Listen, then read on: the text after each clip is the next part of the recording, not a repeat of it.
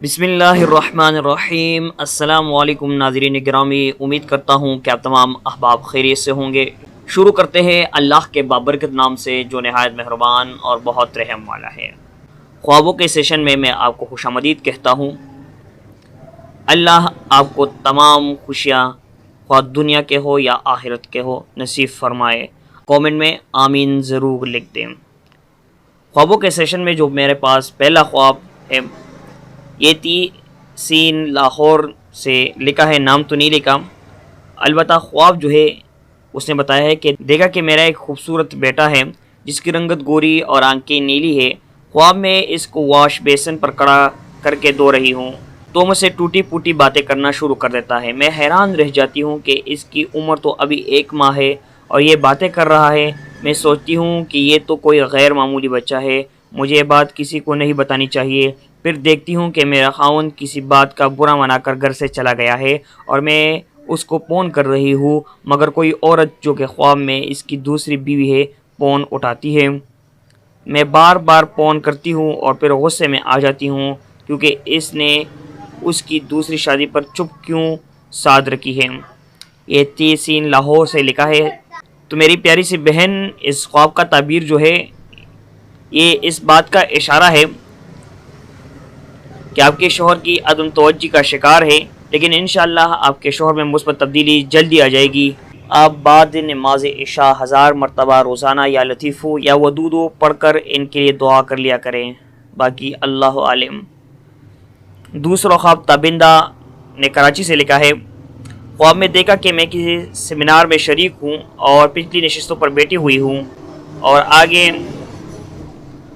آگے اور پیچھے لوگ بیٹھے ہیں۔ وہاں ایک عورت مجھے بیٹھی ہوئی نظر آتی ہے۔ خواب میں وہ میری کوئی جاننے والی ہوئے اور اس سے میرا تعلق پروفیشنل ٹائپ کا ہے۔ پھر میں دیکھتی ہوں کہ میں گاڑی پر کہیں جا رہی ہوں، میں گاڑی کے پچھلے حصے میں بیٹھی ہوں اور ڈرائیور گاڑی چلا رہا ہے۔ سڑک پر جاتے ہوئے مجھے اس عورت کی گاڑی نظر آتی ہے جو رکی ہوئی ہے، تو میں بھی گاڑی رکوا کر باہر نکلتی ہوں اس سے ملنے۔ جب ہم دونوں ملتے ہیں تو مجھے اس کا رویہ دیکھ کر تھوڑا سا غصہ آ جاتا ہے اور میں سوچتی ہوں کہ مجھے اس کو بتا دینا چاہیے کہ میں اس سے کم نہیں ہوں۔ تو میں اسے کہتی ہوں کہ میں بھی ممبر ہوں اور سیمینار میں موجود تھی جہاں آپ بیٹھی تھی اور میں وہیں سے آ رہی ہوں۔ وہ عورت یہ سن کر حیران ہو جاتی ہے۔ یہ تابندہ نے کراچی سے لکھا ہے۔ تو میری پیاری سی بہن، آپ کے خواب کا تعبیر جو ہے اس بات کا اشارہ کرتا ہے کہ انشاءاللہ آپ کو اپنے خاندان میں عزت اور شہرت نصیب ہوگی اور مخالفین پر غلبہ اور کامیابی بھی۔ آپ بعد نماز فجر روزانہ 41 بار یا عزیزو یا عزیزو یا عزیزو پڑھ لیا کریں۔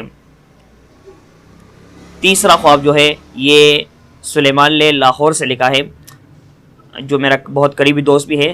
خواب میں دیکھا کہ میں نے بچے کے 3 کپڑے دھو کر سکھانے کے لیے رسی پر رکھ دیے۔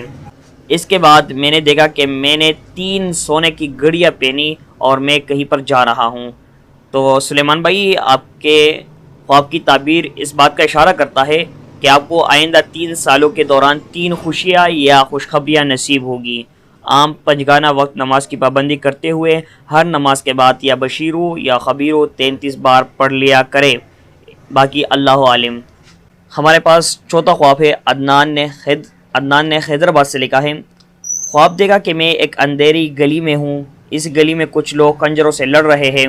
وہ نظر نہیں آتے لیکن آواز سے پتہ چلتا ہے کہ خنجر کی چمک بھی نظر آتی ہے۔ وہ سب میرے پیچھے لگ جاتے ہیں۔ میں خوف سے اس گلی سے نکلنے کی کوشش کرتا ہوں۔